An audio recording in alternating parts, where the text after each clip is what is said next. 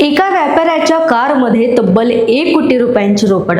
अचानक रस्त्यात कार अडवली जाते. समोरचे लोक स्वतःला पोलीस असल्याचं सांगतात.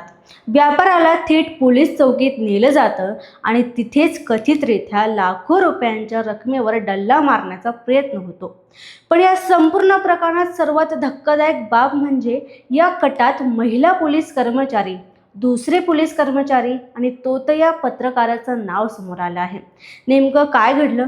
1 कोटींच्या दरोड्याचं प्लॅनिंग कसं करण्यात आलं? आणि पुणे ग्रामीण पोलीस दलात खळबळ उडवणाऱ्या या प्रकरणाचा तपास आता कुठेपर्यंत पोहोचला आहे, जाणून घेऊयात सविस्तर. नमस्कार, मी दिव्या आणि तुम्ही पाहताय धक्काबुक्की. महाराष्ट्रात गेल्या काही दिवसात गुन्हेगारीच्या अनेक धक्कादायक घटना समोर येत आहेत. मात्र पुण्यात समोर आलेल्या या प्रकरणाने सर्वांनाच हादरून सोडलं आहे. कारण येथे केवळ दरोड्याचं कट नव्हता, तर त्या कटात कायद्याचं रक्षण करणाऱ्या काही पोलीस कर्मचाऱ्यांचा सहभागाने आरोप समोर आला आहे.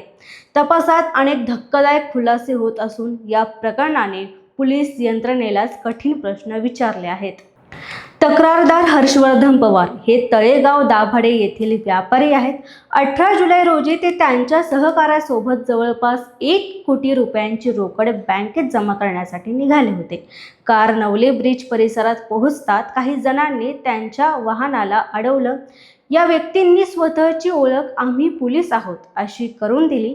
तुमच्याकडे बेकायदेशीर पैसा असल्याची माहिती असल्याचं सांगत त्यांनी कारची तपासणी करण्याचा बहाणा केला. त्यानंतर कारमधील रोकड असलेल्या बॅग हिसकावून घेण्याचा प्रयत्न करण्यात आल्याचा आरोप आहे. या घटनेनंतर व्यापाऱ्याला आणि त्याच्या रोख रकमेसह खेड शिवापूर पोलीस चौकीत नेण्यात आलं.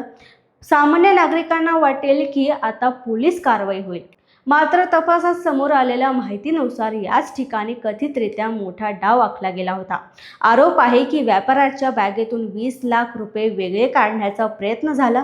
उरलेली रक्कम अधिकृत जप्ती म्हणून दाखवण्याचा कट असल्याचा संशय तपास यंत्रणांनी व्यक्त केला आहे. या प्रकरणात सर्वात मोठा ट्विस्ट म्हणजे एका महिला पोलीस हवालदार प्रमिला निकम, पोलीस नाईक अजित मेश्रे आणि स्वतःला पत्रकार म्हणून सांगणारा आशिष तिवारी यांचे नाव समोर आली आहे. पोलिसांच्या माहितीनुसार आशिष तिवारी हा अधिकृत पत्रकार नसून तो तोतया पत्रकार असल्याचा आरोप आहे. त्याने स्वतःची पत्रकार म्हणून ओळख निर्माण करून संपूर्ण कारवाईला विश्वासार्हता मिळवून देण्याचा प्रयत्न केल्याचा संशय आहे.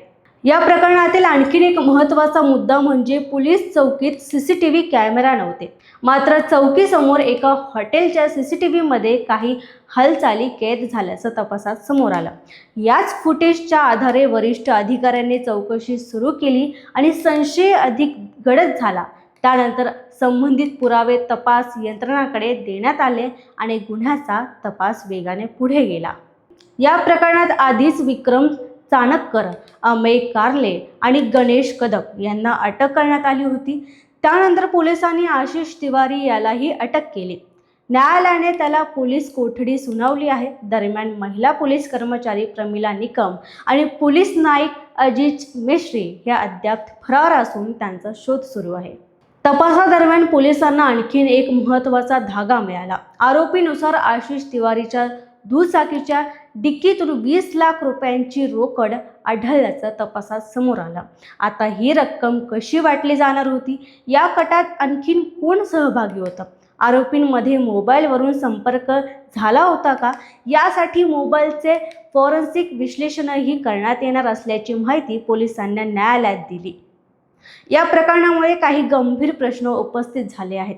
जर आरोपी स्वतःला पोलीस म्हणून सादर करत होते तर त्यांना इतका आत्मविश्वास कुठून आला? व्यापाऱ्याला गुन्हा ज्या हद्दीत घडला त्या पोलीस ठाण्याऐवजी दुसऱ्या पोलीस चौकीत का नेण्यात आलं? आणि सर्वात महत्त्वाचं म्हणजे जर या प्रकरणात काही पोलीस कर्मचाऱ्यांचा सहभाग असेल तर अशा घटना रोखण्यासाठी यंत्रणे नेमके कोणते बदल आवश्यक आहेत?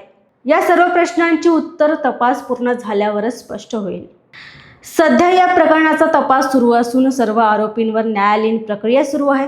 त्यामुळे अंतिम दोष किंवा निर्दोषत्वाचा निर्णय न्यायालयच देईल. मात्र 1 कोटी रुपयाच्या कथित दरोड्याचा कटात पोलीस कर्मचारी आणि तोते या पत्रकाराची नावे समोर आल्याने पुणे ग्रामीण पोलीस दलासमोर विश्वासार्हतेचं मोठं आव्हान उभं राहिलं आहे। या संपूर्ण प्रकरणाबद्दल तुमचं काय मत आहे? अशा प्रकारच्या घटनांमुळे पोलीस यंत्रणेवरील विश्वासावर परिणाम होतो का? तुमचं मत आम्हाला कमेंटमध्ये नक्की कळवा आणि हा व्हिडिओ आवडला असेल तर आमच्या चॅनलला लाईक, शेअर आणि सबस्क्राईब करायला विसरू नका।